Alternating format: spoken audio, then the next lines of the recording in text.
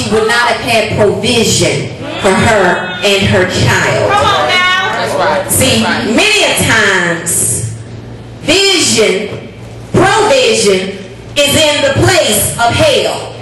H-A-I-L. All right. All right. Provision is in the midst of your storm, or what you think is a storm. Yeah. God has already made provision. He's not worried. He's not intimidated by the storm. Come on now. He knew it was coming. He knew about the winds and the waves. Yeah. But God said, where the place of vision is, I don't care if it looks like hell to you. This is also where provision is.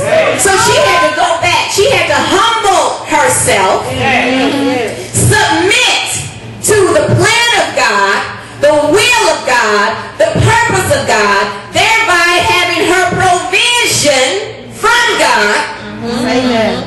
See, and that's the place where we mess up.